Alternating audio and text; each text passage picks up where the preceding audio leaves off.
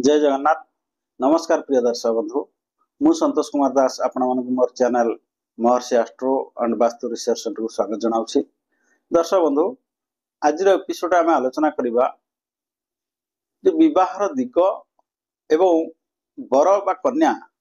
तार रंग केमितिया, जोठी विवाह लागुछि, विवाह को दिगरे कले आमे सफलता पाइबा। आमे ज्योतिष शास्त्र से विषय कौन कहूँ जे आमे को दिग को गले विवाह आमर हेई परिबो, को दिगरे खोजिले विवाह हेई परिबो। तेणु आम कुंडली विचार करी आमे कुंडली देखी आमे सेई दिग को गले आमके ताऊ खोजिया पड़े, विवाह संगे संगे हेई जिवो। एवं जीवन साथी आमर जो स्त्री बा स्वामी तार रंग केमतिया से विषय रे ज्योतिष शास्त्र कौन कहूँ से विषय में आलोचना करबा। आसन जीवा व्हाइट बोर्ड पाख। तो दर्शक बंधु, एपिसोड 29 रे आमे आज आलोचना करबा विवाहर दिग और बर बा कन्यार रंग। तो विवाह आम लगुच को दिगरे विवाह हम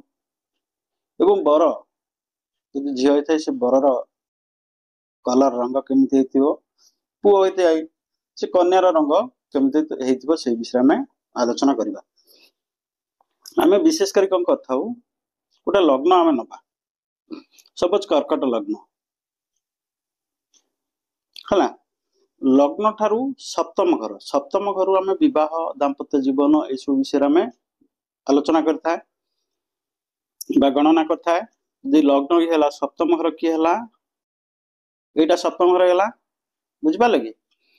यदि कर्कट लग्न हला मकर हला सप्तम घर। सप्तम घरे जो ग्रह बसी थिबो आपण को कुंडली बाहर करंतु, देखंतु सप्तम घरे जो ग्रह थिबो सेई ग्रह अनुसार विवाहर दिग एवं बर कन्या का रंग गणना करा जायथा। जदि सप्तम घरे कोनोसी ग्रह बसी नथांतु, ये राशि राश्याधिपति ये जो राशि रहिला मकर राशि, मकर राशि अधिपति शनि केमती आपण लग्न रे आपण कुंडली रे जदि सप्तम घर आउ किए हिथिबो से राशि घर से सप्तम घर यदि कोनोसी ग्रह बसी नथुए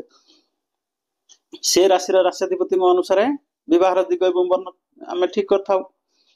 एठी मु कर्कट लग्न नैछि, कर्कट लग्न अनुसार सप्तम घर होछि मकर राशि।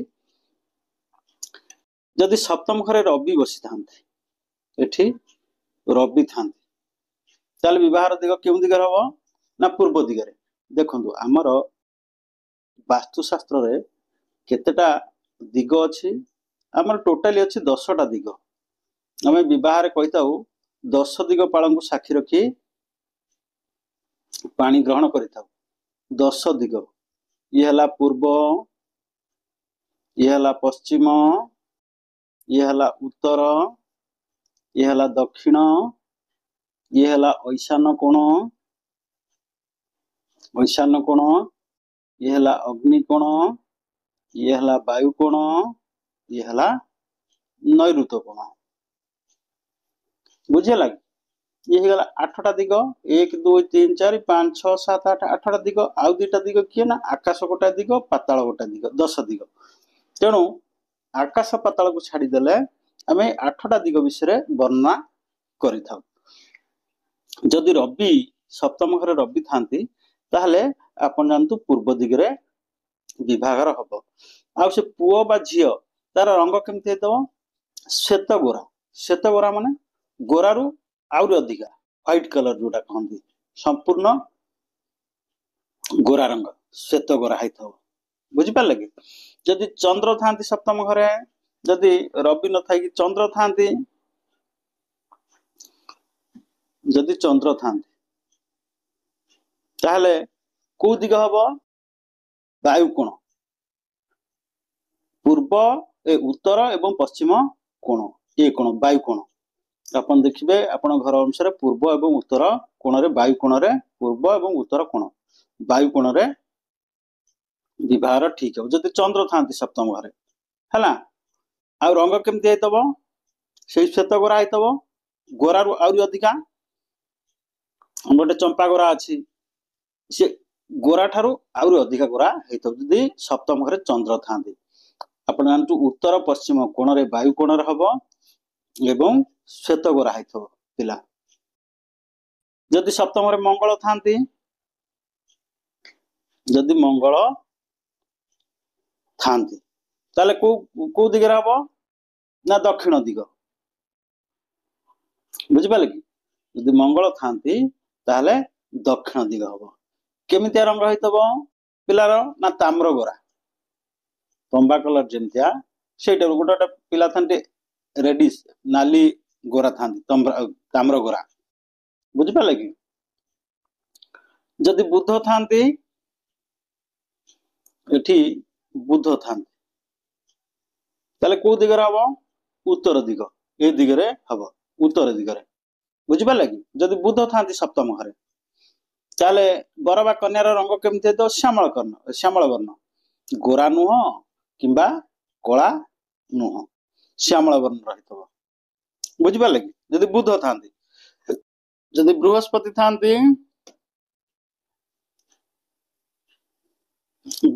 थांती ताले ऐशान कोण जदि बृहस्पति थांती आपण घर ठारू पूर्व उत्तर कोण को ईशान्य कोण कहा जाए उत्तर पश्चिम कोण को वायु कोण कहा जाए पूर्व दक्षिण कोण को अग्नि कोण कहा जाए और दक्षिण पश्चिम कोण को नैऋत्य कोण कहा जाए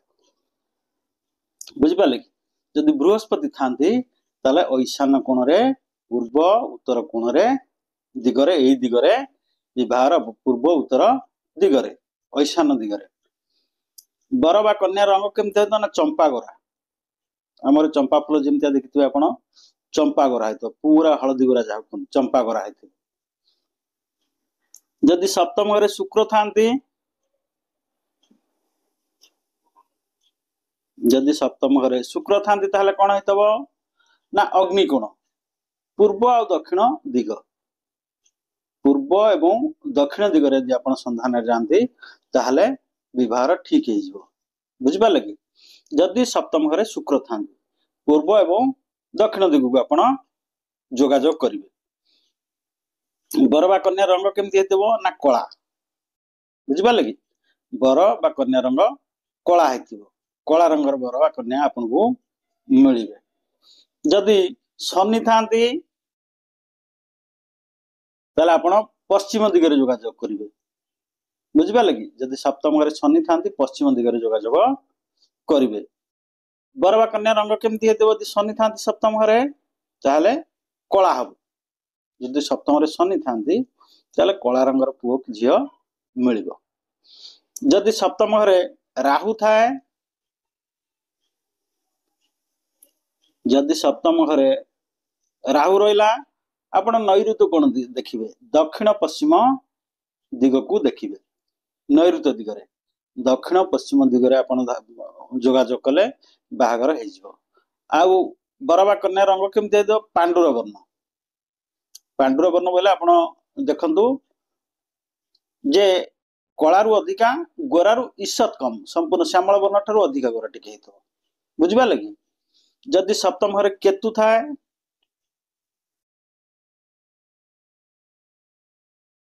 सप्तम घरे केतु रहिला ताहले वायु कोण को आपण जोगाजोग करिवे उत्तर पश्चिम